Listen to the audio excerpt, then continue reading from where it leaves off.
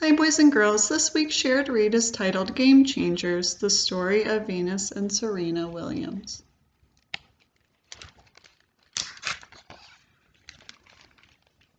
Venus and Serena Williams, V and Mika, two peas in a pod, best friends. Everybody who saw them knew they were as close as two sisters could be.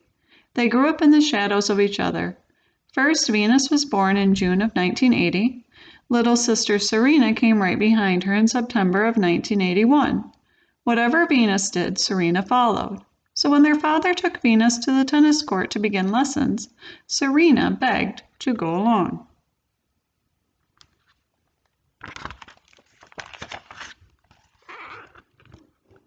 Six days a week they rose before the sun.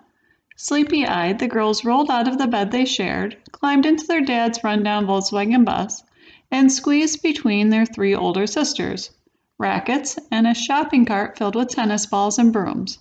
Between the early morning dark and the first light of the day, the girls stretched and warmed up, then swept the courts clean of broken glass and trash before their first practice of the day began.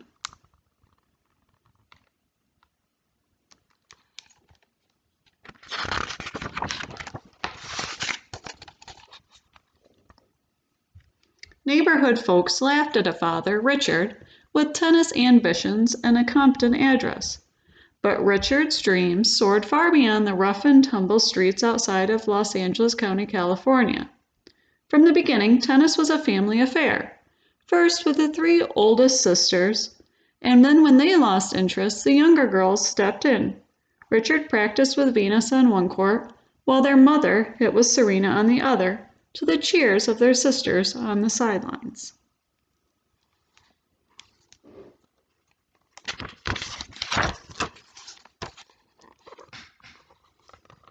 It wasn't long before their father's dream became their very own. Venus and Serena didn't have time for friends or sleepovers or trips to the mall. Tennis filled their days. Side by side, they whispered into the night. "Do you really think I can do it?" they'd ask each other. "Do you really think I have a chance?" Sound asleep, tennis filled their dreams. "If I didn't play tennis, I don't know where I'd be," Venus told everyone.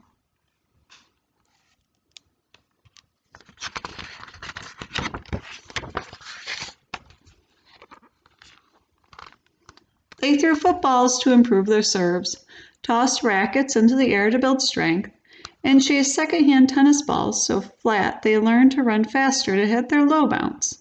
Not having expensive training equipment and professional coaches meant they had to make up their own drills. Off the courts, they worked to improve their speed with track and their flexibility with ballet. When gunshots rang out in the distance, Richard reminded them, "Never mind the noise, just play."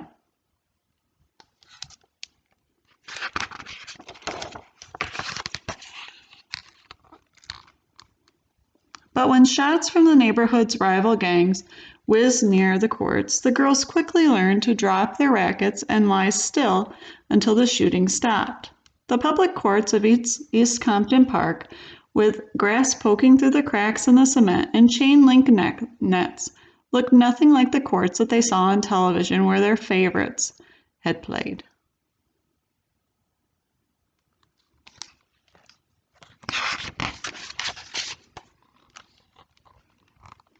By the time Venus was 4, she could hit 500 tennis balls at every practice.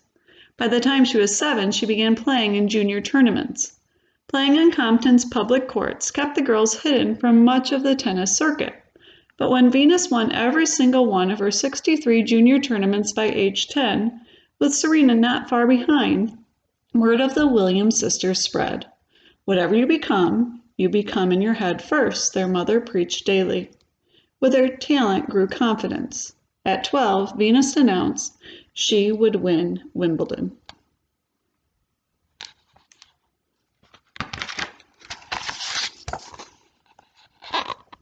In 1994, at 14 years old, Venus played her first professional match at the Bank of the West Classic in California. Tennis critics took notice after the young newcomer's combination shots and a return of serve helped her soar past higher-ranking players to advance to the second round. Overnight, Venus went from an unclassified ranking to number 313 in the world. "Your time will come," Venus comforted Serena, sad to not be sharing the spotlight with her sister.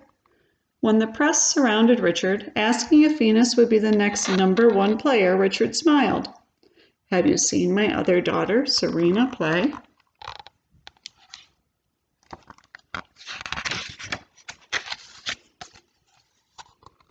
One year later, it was Serena's turn. Within 3 short years, both girls ranked in the top 50. Long-legged, brown-skinned, beaded cornrowed sisters stood out in a sea of white tennis attire, white fans and white opponents. They dressed as they pleased in their own designs. During matches, they hit so hard sometimes the rubber bands in their hair broke, scattering beads across the court. Tennis had never seen anything quite like them.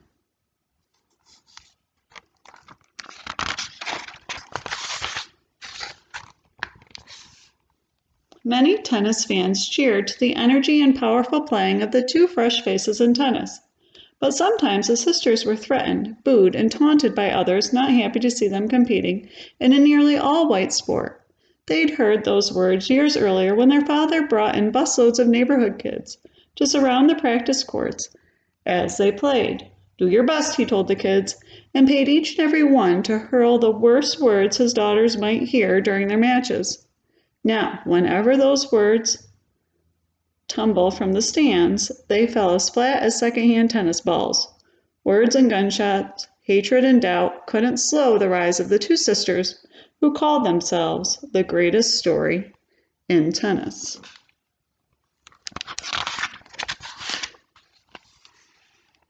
They loved the same bands, laughed at the same jokes, wore the same clothes. Only in court were they different. There, Serena was as strong as Venus was fast. Venus was as gracious as Serena was aggressive. Venus's long legs could carry her across court in a couple of strides. At 130 miles per hour, her serve broke a world record. Serena chased down every ball, drilling them back to her opponents with high-powered ground strokes. "I hate losing more than I love winning," Serena told reporters.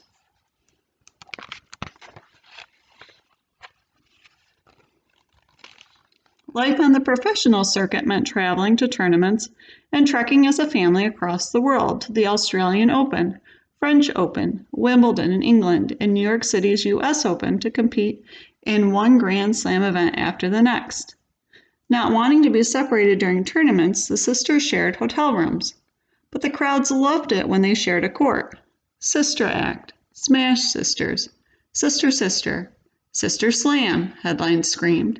Tickets were hard to come by on the days Venus and Serena were scheduled to play each other. In doubles, when they played together, knowing each other as well as they did paid off with win after win. But on opposite sides of the court, they were competitors first, sisters second.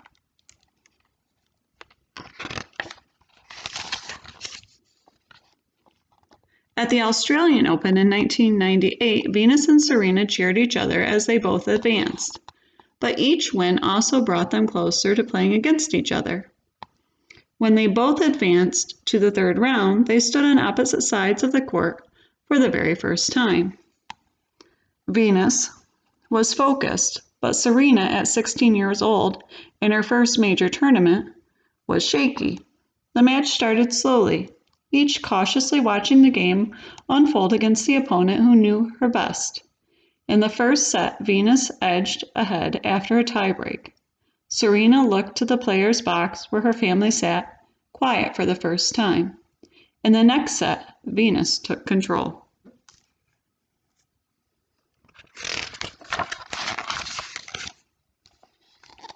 Heads turned from left to right, right to left, for a Venus victory, 7-6 and 6-1. Serena was as sad for her loss as she was happy for Venus's win. But then Venus kept winning, match after match, year after year, in each of their matchups. "She knows how to beat me and knows my weaknesses better than anyone," Serena said of her big sister.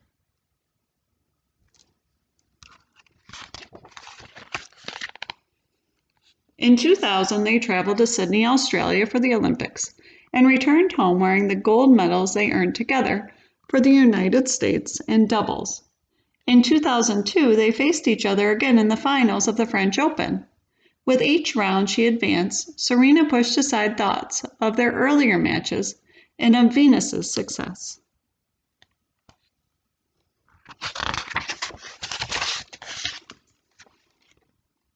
While their family again sat quietly in the stands, Venus served big for the first set and took the lead, but Serena broke serve and won. The second set was hard fought, and the sisters rallied with down-the-line combinations, skidding from sideline to baseline until the final match point, when Venus cracked the ball into the net, and the moment belonged to Serena. In 2 sets of 7-5 and 6-3, a victorious Serena stepped out of the shadow of her sister.